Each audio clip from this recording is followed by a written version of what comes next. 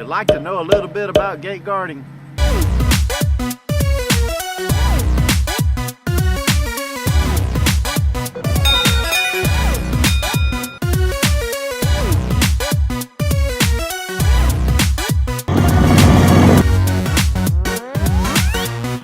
Hi, I'm Steve Turtle, and I'm a gate guard. This story is about gate guarding and a whole lot more. This is our fourth story about gate guarding. Now, if you missed the first three, I'll put a link right up there to our playlist. Oh, maybe it's over there. I'll put a link to our playlist right up there. It's got the first three stories. In this story, we will talk about our experiences as gate guards. We have been working with Patty Lopez since we started our gate guarding experience, and she has been awesome. She's been a pleasure to work with throughout the process. Now, if you're thinking about gate guarding, the first thing you need to do is select a company, and then once you select the company, call the company rep. They're going to have the most valid information, and they'll help you through the process. And if you're not sure how to start, check out my link above for the 5 steps on how to start gate guarding. Okay, let's talk about our new adventure. Last week I had just finished the video and was getting ready to post it. The next day, Friday, we were driving to Wissett, Texas, and we were going to sit in the yard and wait for a gate. And then the phone rings. Hello. Hi, Patty. Hi, Steve. Would you be interested in going to Louisiana? Jill, you want to go to Louisiana? Oh, hell yeah. Hell yeah. Could you be there Monday morning?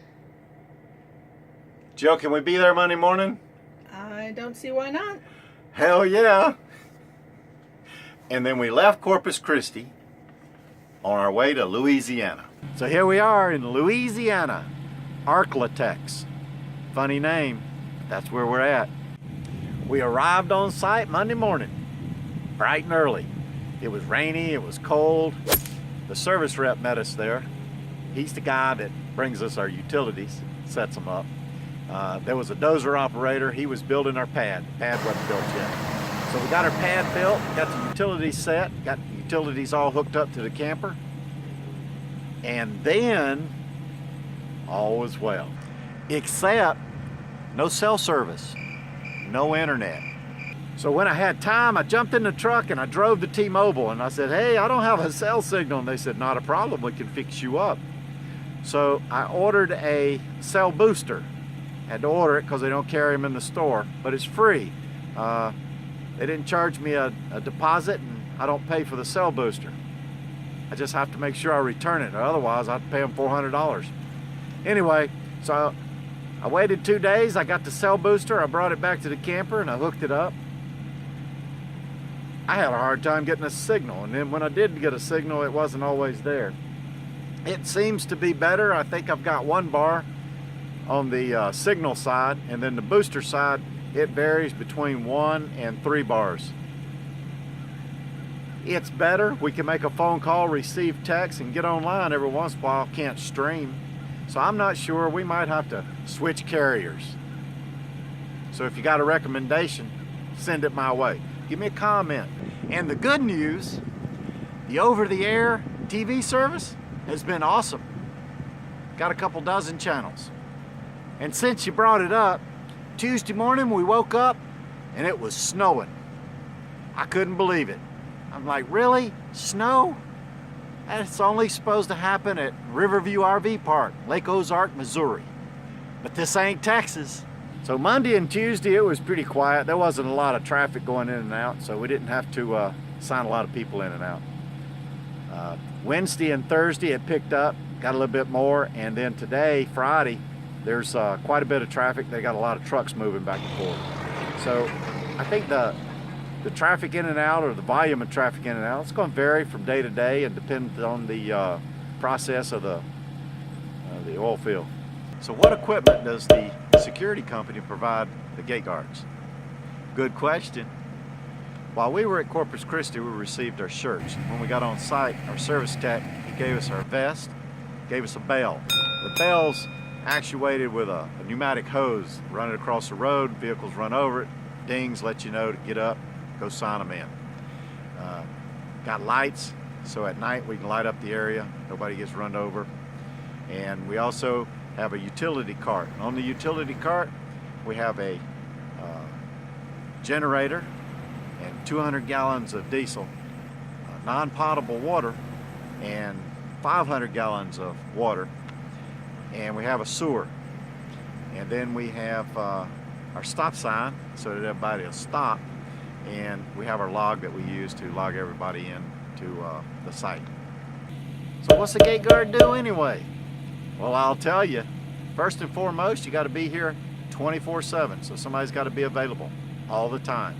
So you can't leave, you can't go somewhere with your significant other. After that, you wait for the bell to ring. When the bell rings, vehicle pulls up to the stop sign, you go out, you get all the information, name, rank, social security number, stuff like that, sign them in, date, time in, date, time out. That's it, that's the job.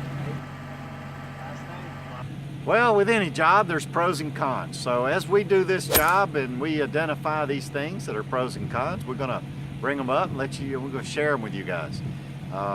It depends on your level of tolerance. You might be able to put up with stuff that I can't, and vice versa. I'm just going to point out how we feel about our adventure here as gate guards. So the pros, it's good money and you have a good bit of idle time and the work's not hard. And for the cons, it's 24/7, so somebody's got to be here all the time. It's a construction site, so it's dusty and dirty.